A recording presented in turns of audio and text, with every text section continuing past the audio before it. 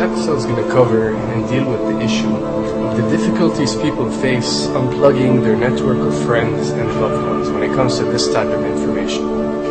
I get emails all the time from viewers and subscribers complaining that they find a high level of difficulty in communicating this type of information and this type of what people call conspiracy to their network of friends. They tell me how people reject this information, people fight it, people laugh at you, people call you crazy, call you names. And this is very common when it comes to this type of thinking and this type of knowledge, and I faced it. I assure you that everyone else who delved into this realm of research has faced it. When I first started looking into this stuff and discovering this stuff and realizing what is wrong with the world, I felt like it was my obligation to tell and convince everyone around me of this new type of information that I have come across. But in essence, years down the line, I've learned that it does not work this way.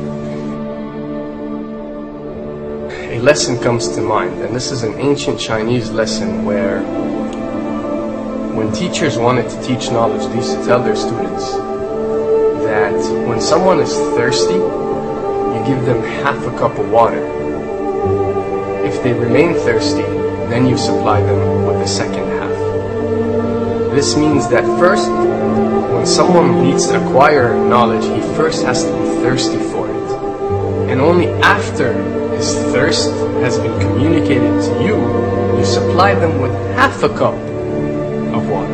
You don't shower them with a full gallon of water, because this is only going to push them away. You give them half a cup. If they ask for the second half, you supply it to them. If they don't, it's not your responsibility. They will sooner or later in their lives. The best way for people to see and change their way of thinking is for them to experience the change, is for them to see and research this knowledge rather than someone telling it to them. So if you do care about someone, or if you do want to share this information, you got to be very subtle. You got to do it in a smart way, and you got to bring the person in. You know, ask them questions instead of supplying the answers. You're sitting watching the news with your friend, and he's talking about certain situations being broadcast on the news. Ask him, why do you think this is this way? Why do you think these stories are covered? Through such type of discussion, rather than preaching, you will build a certain level of trust or a level of comfort between you and the desired listener. And this can help you now to take it to the next step, which is to facilitate ways for him or her to achieve or receive the knowledge that you find valuable. Then the ones who are ready to see and the ones who are ready to be unplugged will do so.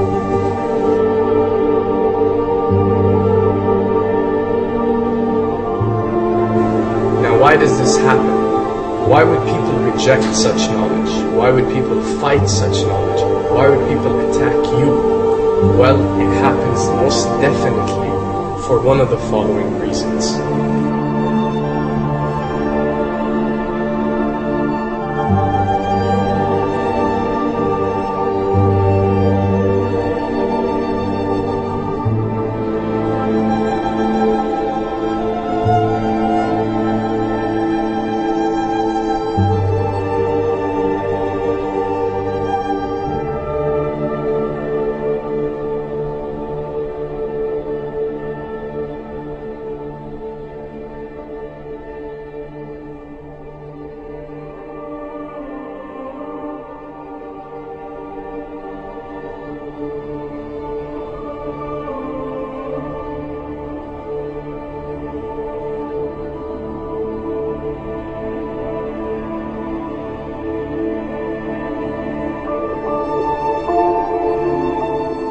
Have to understand, most of these people are not ready to be unplugged. And many of them are so inert, so hopelessly dependent on the system, that they will fight to protect it.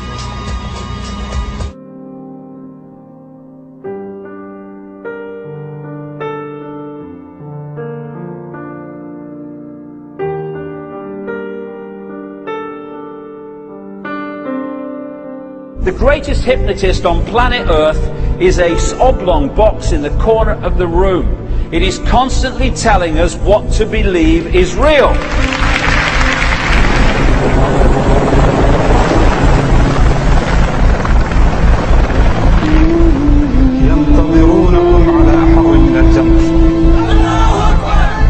If you can persuade people that what they see with their eyes is what there is to see, you're gone.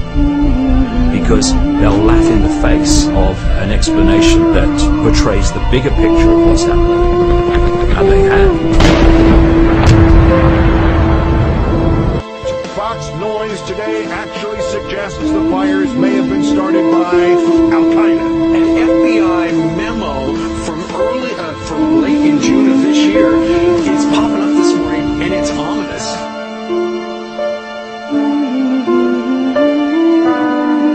Those who oppose this vital tool in the war on terror need to answer a simple question.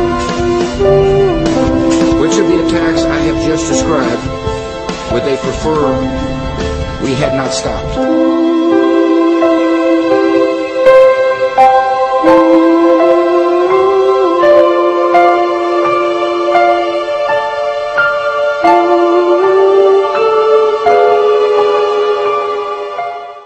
People and 62 million other Americans are listening to me right now because less than 3% of you people read books. Because less than 15% of you read newspapers. Because the only truth you know is what you get over this tube. Right now, there is an entire generation that never knew anything that didn't come out of this tube. This tube is the gospel, the ultimate revelation. This tube can make or break presidents, popes, prime ministers. This tube is the most awesome goddamn force in the whole godless world. And woe is us if it ever falls into the hands of the wrong people. And when the 12th largest company in the world controls the most awesome goddamn propaganda force in the whole godless world, who knows what shit will be peddled for truth on this network. So you listen to me. Listen to me. Television is not the truth. Television is a goddamn amusement park. Television is a circus, a carnival, a traveling troupe of acrobats, storytellers, dancers, singers, jugglers, sideshow freaks, lion tamers, and football players. We're in the boredom-killing business. So if you want the truth, go to God. Go to your gurus. Go to yourself. Because that's the only place you're ever going to find any real truth. Man, you're never going to get any truth from us. We'll tell you anything you want to hear. We lie like hell. We'll tell you that Kojak always gets the killer and that nobody ever gets cancer in Archie Bunker's house. And no matter how much trouble the hero is in, don't worry, just look at your watch. At the end of the hour, he's going to win. We'll tell you any shit you want to hear. We deal in illusions, man. None of it is true. But you people sit there day after day, night after night, all ages, colors, creeds. We're all you know. You're beginning to believe the illusions we're spinning here. You're beginning to think that the tube is reality and that your own lives are unreal. You do whatever the tube tells you. You dress like the tube. You eat like the tube. You raise your children like the tube. You even think like the tube. This is mass madness, you maniacs. In God's name, you people are the real thing. We are the illusion. So turn off your television sets. Turn them off now. Turn them off right now. Turn them off and leave them off. Turn them off right in the middle of the sentence I'm speaking to you now. Turn them off.